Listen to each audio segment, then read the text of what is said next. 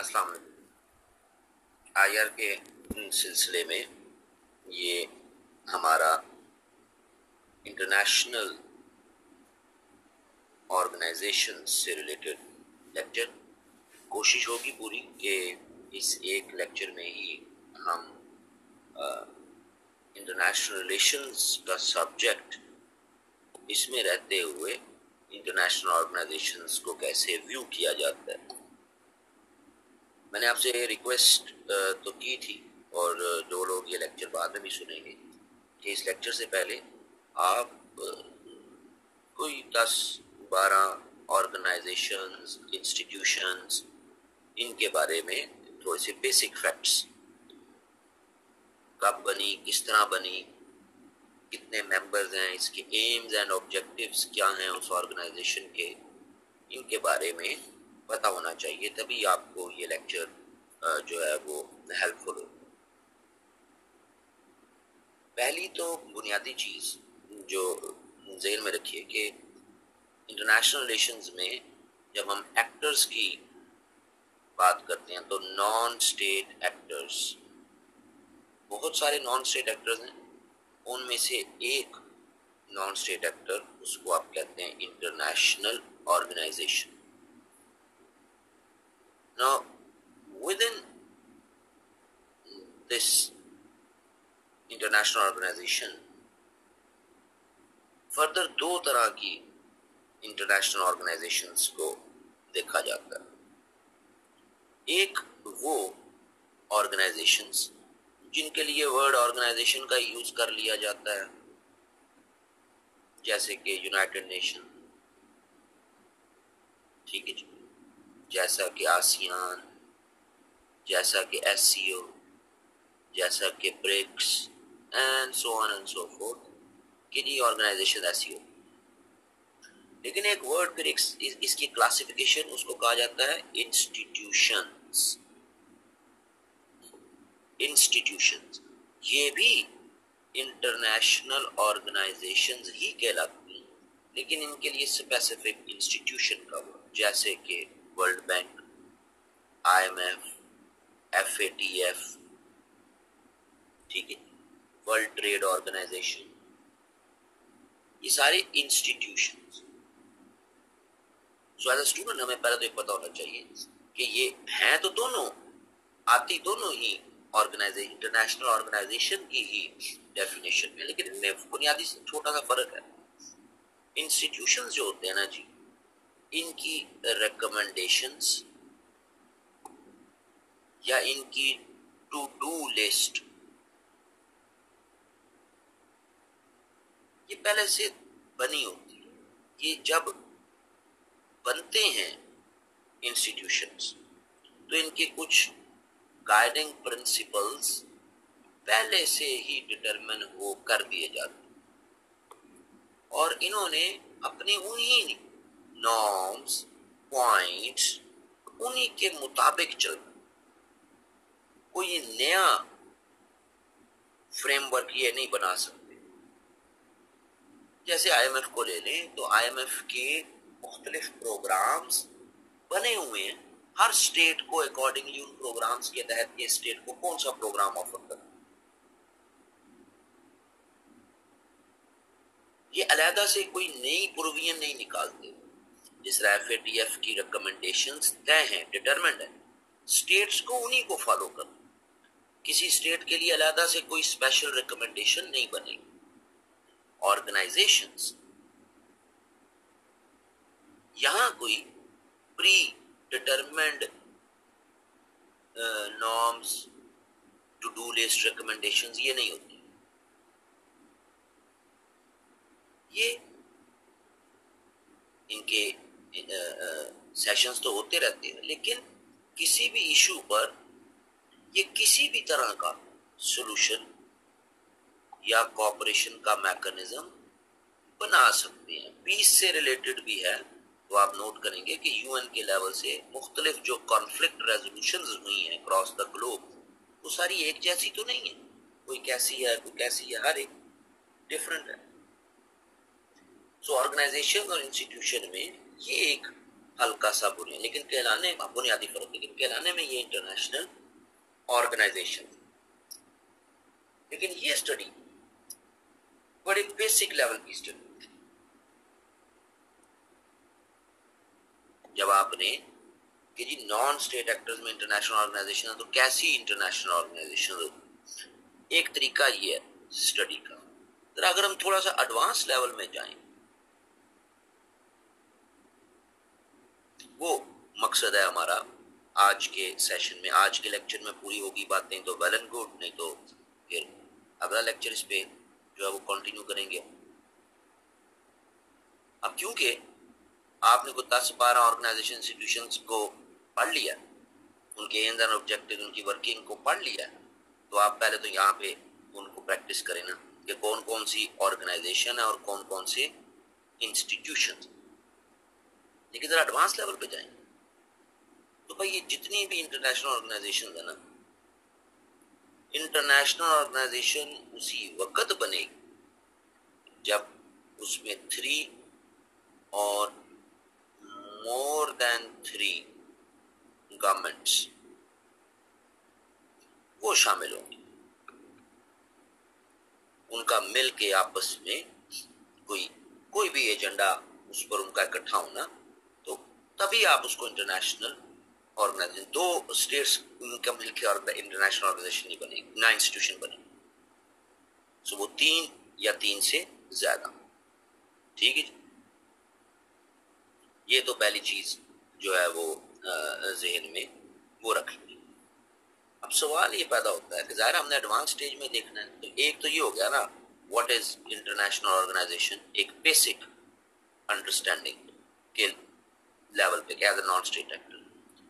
अब advance level पर what is international organization, इसको जरा देखते हैं जी कि ये क्या होता है।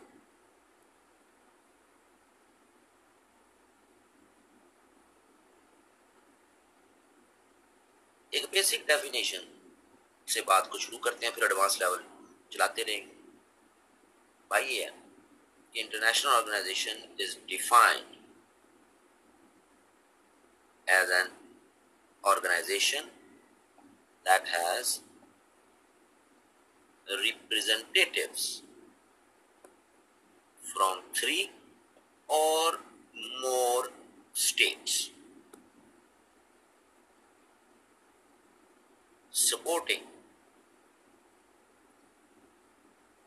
a permanent secretariat।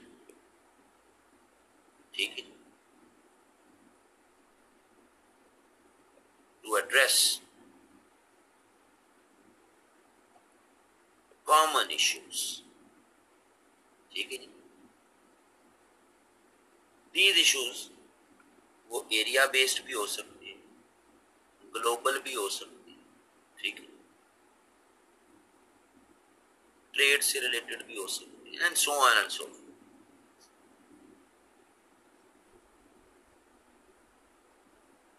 तो ये किस तरह से कितनी क्लासिफिकेशंस हो सकती हैं इंटरनेशनल ऑर्गेनाइजेशंस। ठीक है जी, आज दुनिया में बहुत सारी ऑर्गेनाइजेशंस, मसलन जो आपकी ये मॉडर्न स्टेट सिस्टम है, इसमें कहा जाता है ये 1815 में पहली प्रॉपर इंटरनेशनल ऑर्गेनाइजेशन बनी, फर्स्ट 1815। ये राइन रिवर है जो यूरोप के अंदर बहता है, उससे रिलेटेड थी, इसकी नेविगेशन से रिलेटेड, क्योंकि ट्रेड बहुत ज्यादा इस राइन रिवर पर ही के जरिए यूरोप की होती थी, तो उससे रिलेटेड। ठीक है, कि तमाम स्टेट्स को राइन रिवर का पानी और उससे ट्रेड से रिलेटेड प्रोविजंस, ठीक है जी, उससे ये पहली ऑर्गेनाइजेशन। आज दुनिया में लगभग 8000 international organisations currently, round figure. So ये लगभग 200 सालों में इतनी ज्यादा ऑर्गेनाइजेशंस आपको दुनिया में देखने को मिलती हैं, तो इनकी क्लासिफिकेशन करना बड़ा जरूरी है। कि ये किस किस तरह की ऑर्गेनाइजेशन होती है। ये क्लासिफिकेशन अगर आपको समझ आ गई तो आपने फिर प्रैक्टिस करनी है कि आईएमएफ को मैंने किस क्लासिफिकेशन में फॉलो करवाना है, वर्ल्ड बैंक को कहां करना है, यूएन को कहां करना है, ठीक है, यूरोपियन यूनियन को कहां रखना है। ये अंडरस्टैंडिंग बन गई तो अगर आपको किसी भी ऑर्गेनाइजेशन पे सवाल आया है और आप उसके इंट्रोडक्शन में ही उस ऑर्गेनाइजेशन की नेचर अगर बता जाते हैं कि भाई वो क्लासिफिकेशन की कैटेगरीज में किस नेचर में फॉल करती है, तो आप अपने एग्जामिनर का दिल जीत लेंगे। पहले हम ये बात करेंगे और उसके बाद फिर हम बात करेंगे कि जो थेरीज हैं आईआर की, उनके क्या व्यूज हैं रिलेटेड टू ऑर्गेनाइजेशंस।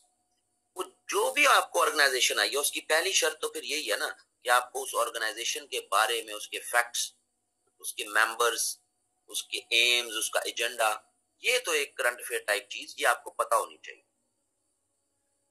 इसके साथ अगर आप उसकी नेचर क्लासिफिकेशन से निकाल के और थेरीज क्या व्यू कर, इनको अगर आप लिख देंगे तो आपने उसको करंट अफेयर का सवाल नहीं बनाना, आपने उसको आईआर का सवाल बनाना। तो देखते हैं जी क्लासिफिकेशन की क्या है जी। ठीक है जी, एक कैटेगरी होती है जिसको कहते हैं एमिनेशन ऑर्गेनाइजेशंस की। ठीक है जी, एमिनेशन एक ऐसी कैटेगरी है कि इसमें आप कोई न्यू ऑर्गेनाइजेशन नहीं बनाते।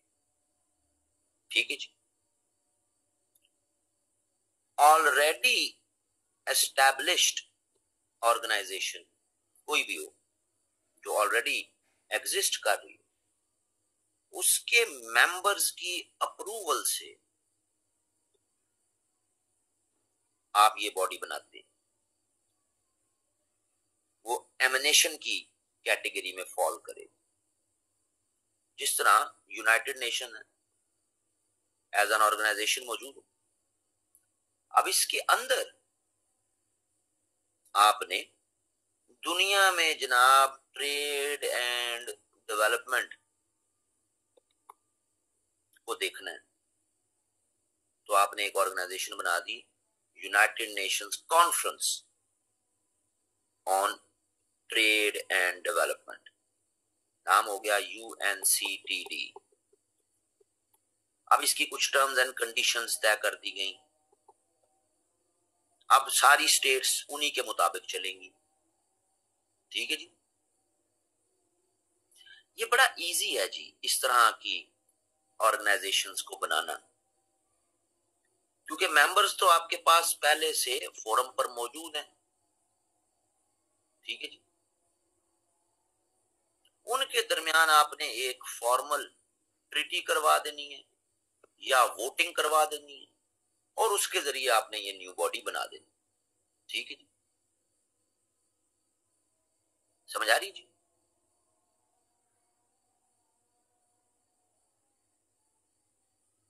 ये दुनिया में बड़ी तेजी के साथ ये आइडिया जो है, खास तौर पर after world war two UN के बनने के बाद, ये बड़ा तेजी के साथ फ्लोट हुआ। आज दुनिया में मोर देन 1000 ऐसी ऑर्गेनाइजेशंस हैं जो इस एमिनेशन की कैटेगरी में फॉल करती है। ठीक है जी, क्लियर है जी।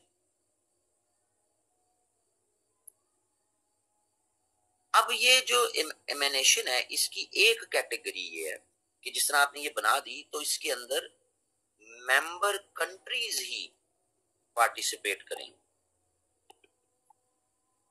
लेकिन एमिनेशन की एक सेकंड कैटेगरी भी है, यानी ये एमिनेशन की होगी फर्स्ट कैटेगरी। एमिनेशन के अंदर, एमिनेशन इटसेल्फ एक बड़ी कैटेगरी होगी, उसके अंदर एक कैटेगरी है सब कैटेगरी कि जिसमें ऑलरेडी एग्जिस्टिंग ऑर्गेनाइजेशन के अंदर आपने किसी फॉर्मल ट्रीटी या वोटिंग के जरिए एक ऑर्गेनाइजेशन बना दी जिसका टास्क, जिसकी टर्म्स एंड कंडीशन स्पेसिफाइड है, उसने उसी में रहते हुए काम करा। लेकिन एमिनेशन की कैटेगरी में ऐसा भी है कि मेंबर स्टेट्स तो मौजूद हैं, उन्होंने हाँ कर दी कि ठीक है जी एक नई बॉडी बना लेते हैं, बट साइमल्टेनियस उसके अंदर आप कुछ और दूसरी नॉन स्टेट एक्टर्स को भी ऐड कर लेते हैं, ठीक है जी, उनको भी आप शामिल कर लेते। इसकी एक बड़ी एग्जांपल जो है वो इंटरनेशनल लेबर ऑर्गेनाइजेशन।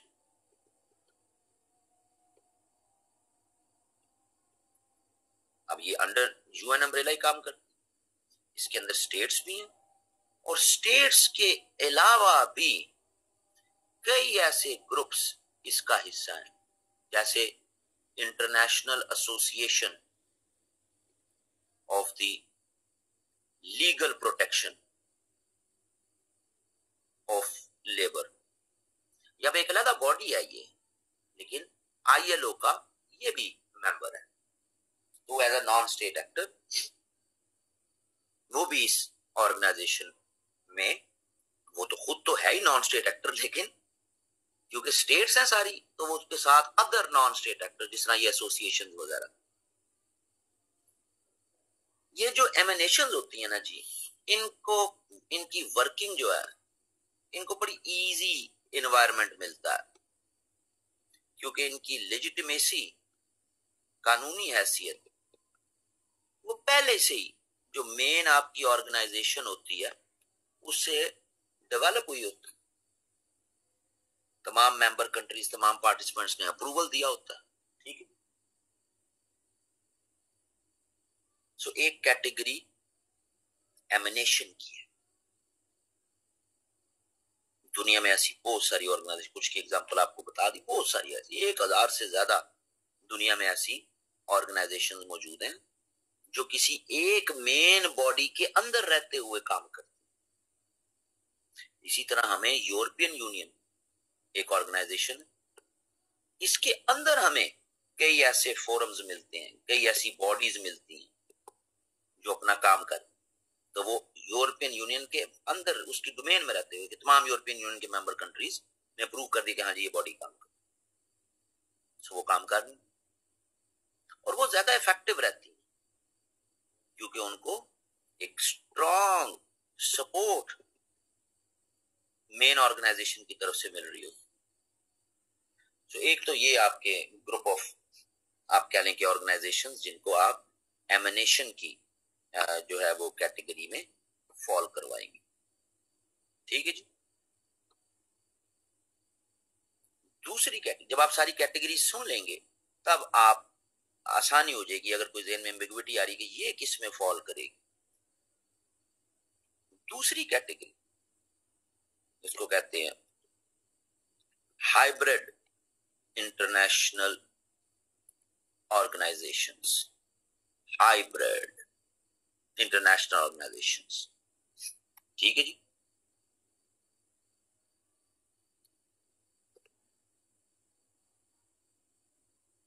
ये हाइब्रिड इंटरनेशनल ऑर्गेनाइजेशन, ये इंटरनेशनल ऑर्गेनाइजेशंस होती नहीं है, लेकिन ये अपनी वर्किंग में और एक्सेप्टेबिलिटी बाय स्टेट्स, दुनिया की स्टेट्स की तरफ से इनको इतनी एक्सेप्टेबिलिटी मिल जाती है, इनका इतना नाम बन जाता है कि इनको आप फिर हाइब्रिड इंटरनेशनल ऑर्गेनाइजेशंस कहते हैं, ठीक है जी। जैसा कि सुना है ना आपने आईएसओ सर्टिफिकेट्स, आईएसओ सर्टिफाइड। अब ये जो आईएसओ है, इंटरनेशनल ऑर्गेनाइजेशन फॉर स्टैंडर्डाइजेशन, अब ये कोई स्टेट्स ने तो मिलके नहीं बनाई, ठीक है, ये एक टेक्निकल बॉडी है, ये एक टेक्निकल प्रोसेस है, ठीक है जी। बुनियादी तौर पर ये एक एनजीओ है, लेकिन वाइडली एक्सेप्टेड होती गई, इतनी एक्सेप्टेड होती गई कि अब इवन अ स्टेट, उसने दूसरी स्टेट के साथ ट्रेड डील करनी है तो उसमें लेते हैं कि हम आपकी उन्हीं फैक्ट्रियों के साथ, उन्हीं कंपनीज के साथ सामान मंगवाएंगे जो आईएसओ सर्टिफाइड हो, ठीक है जी। सो ये दुनिया का एक स्टैंडर्ड हो गया। WTO वो जनाब ट्रेड के कॉन्टेक्स्ट में, कि दुनिया में जो ट्रेड हो रही है जनाब, तो आपकी जो कंपनीज हैं वो ISO सर्टिफाइड हों तभी वो हम अलाउ करेंगे जी, वो ट्रेड हो सकती। ठीक है जी। सो हालांकि ये एक NGO है, लेकिन हाइब्रिड की एक्सेप्टेबिलिटी बना देती है तुम्हें एक ऑर्गेनाइजेशन पर, इतनी एक्सेप्टेबिलिटी कि वो एक equivalent to an international organisation ही हो जाती है। यानी अगर ISO किसी एक कंपनी, किसी एक बिजनेस को सर्टिफिकेट नहीं देती या उस पर ऑब्जेक्शन कर देती है, तो इसका अल्टीमेटली वो जिस भी स्टेट में है उसके जो है वो क्या कहते हैं, उसकी ट्रेड इफेक्ट हो जाएगी। ठीक है जी।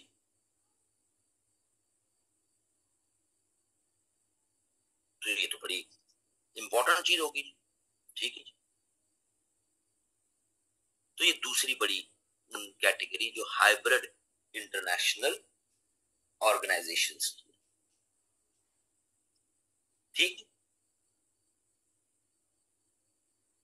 मॉडर्न एरा में रहते हुए, ग्लोबलाइजेशन के इस दौर में, ऐसी हाइब्रिड इंटरनेशनल ऑर्गेनाइजेशंस जो स्टैंडर्ड्स मीट करके रखी अपने, चाहे वो कार्गो शिपिंग के कॉन्टेक्स्ट में है, किसी भी कॉन्टेक्स्ट, जनाब बड़ी जरूरी है आपने इन स्टैंडर्ड्स को मीट करके रखना।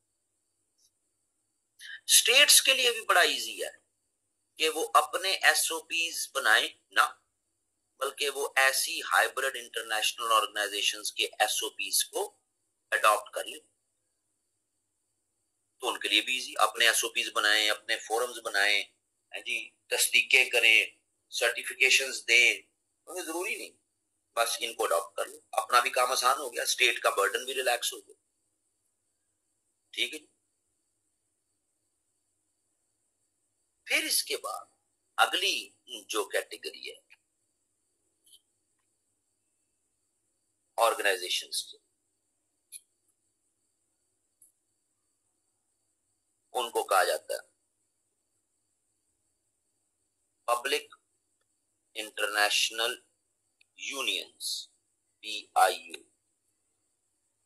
Public international unions. ठीक है जी। अब ये क्या है?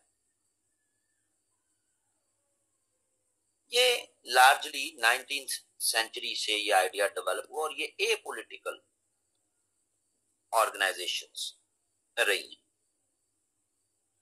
इनका एम ये होता था कि इन्होंने सॉल्यूशंस बनाने। ठीक है जी। किन के दरमियान?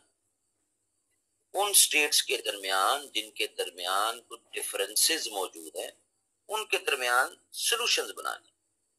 ठीक है जी। जैसा कि 19th सेंचुरी में एक बनी इंटरनेशनल टेलीग्राफिक यूनियन 1865। ठीक है जी। इसी तरह बनी यूनिवर्सल पोस्टल यूनियन। ठीक है जी। आज ये दोनों UN का पार्ट है, UN में इनकॉर्पोरेट हो गई, आज UN का पार्ट है, लेकिन UN से पहले बन। तो जो भी इश्यूज हैं वो इन्होंने एड्रेस कर। भाई एविएशन के रूल्स दुनिया में कैसे होने चाहिए ताकि कोई इशू ना हो, रोड्स एंड रेलवेज की कनेक्टिविटी जा रहे, एक मुल्क से दूसरे मुल्क में रोड्स भी जा रही हैं, रेलवेज भी जा रही हैं। ठीक है। कॉपीराइट्स को देखना है, बहुत सारी और चीज। तो इन एस्पेक्ट्स को डील करती हैं पब्लिक इंटरनेशनल यूनियंस। ठीक है। ये फिर मुख्तलिफ इश्यूज में चल रही होती हैं, ये हेल्थ सेक्टर में भी काम कर रही होती हैं, ये लेबर सेक्टर में भी काम कर रही होती हैं, इवन ह्यूमैनिटेरियन क्राइसिस अगर कहीं पे आ जाए उसमें काम कर रही हो। ठीक है। आज आप इनको कईयों को यूएन एजेंसीज कह देते हैं। यूनिसेफ हो गया, यूनेस्को हो गया, ठीक है, वर्ल्ड फूड प्रोग्राम हो गया, यूएनएचसीआर हो गया, मुख्तलिफ हो। सो बैक वक्त ये एमिनेशन में भी आ गई और पब्लिक इंस्टीट्यूशन यानी कि इंटरनेशनल सॉरी यूनियंस की कैटेगरी में भी आ गई। ठीक है जी। ये लार्जली स्टेट्स की कॉन्फ्रेंसेस कन्वीन करती हैं, कॉन्फ्रेंसेस बुलाती हैं जिसमें फिर स्टेट्स आती हैं, आके डिस्कशंस करती हैं और उन डिस्कशंस की बुनियाद पर ये कोई न्यू फ्रेमवर्क बनाती, यानी एक मुकम्मल इंस्टीट्यूशन नहीं है,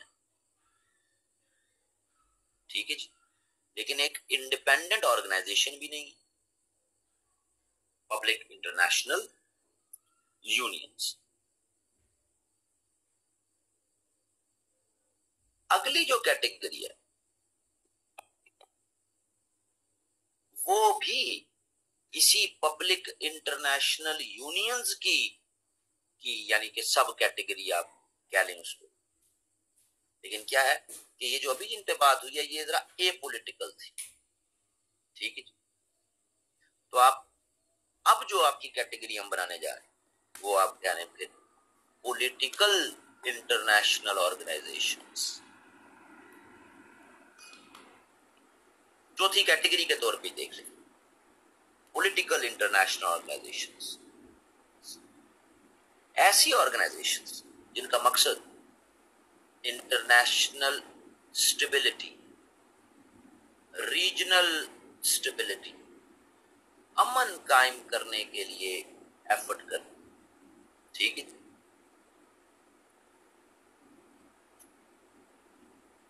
इसकी पहली एग्जांपल हमें कंसर्ट ऑफ यूरोप की सूरत में 1815 में मिली। स्टेट्स मिली, इन्होंने कुछ अपने सेट ऑफ रूल्स बनाए कि इनके मुताबिक हमने यूरोप को चलाना है, पीस मेंटेन करके रखना। सही, रेगुलर या इरेगुलर मीटिंग्स कंडक्ट होती। ठीक है, ताकि ऑर्डर एस्टैब्लिश रहे, स्टेबल, इस्तेहकाम रहे दुनिया। अब ये दो फेजेस में है जी पॉलिटिकल इंटरनेशनल ऑर्गेनाइजेशंस। पहला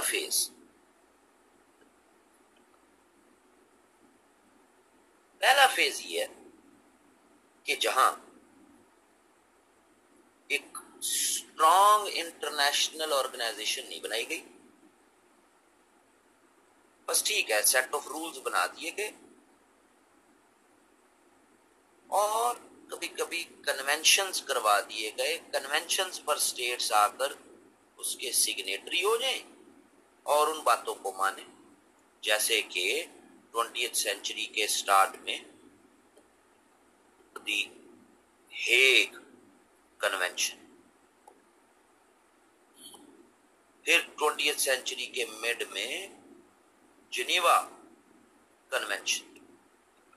कभी सारे इन सेट ऑफ रूल्स को तस्लीम कर, क्योंकि इनके जरिए हमने पीस बना के रखना है, स्टेबल एनवायरनमेंट रखना है। दूसरी जो एग्जाम्पल कि भाई मेयरली इन कन्वेंशन से कुछ नहीं होना, आपको एक full fledge international organization, strong body बनाने की जरूरत होगी। तो इसकी first example league of nation और फिर सेकंड बड़ी मैनिफेस्टेशन यूनाइटेड नेशन। ये चार बड़ी कैटेगरीज जिनमें ये काम कर। अब let's take a case study, an example. How would you see European Union? क्या ये एमिनेशन की कैटेगरी में, क्या ये हाइब्रिड है? क्या ये पब्लिक इंटरनेशनल ऑर्गेनाइजेशन है? ठीक है जी। और क्या ये एक political international organization, public international union? तो एक बात तो क्लियर है कि यूरोपियन यूनियन किसी एक मेन ऑर्गेनाइजेशन जो ऑलरेडी बनी हो उसमें से नहीं निकली। हाँ, छोटी छोटी ब्रिटिश एग्रीमेंट्स मौजूद थे, उनका एक कॉम्बिनेशन है। तो एमिनेशन की कैटेगरी में यूरोपियन यूनियन के अब अंदर सिंस 1993 यूरोपियन यूनियन के अंदर बनने वाली अगर कोई बॉडीज है वो एमिनेशन में आएंगी, लेकिन यूरोपियन यूनियन एमिनेशन की कैटेगरी में नहीं है। European Union as a body hybrid भी नहीं, but European Union as a body वो इंटर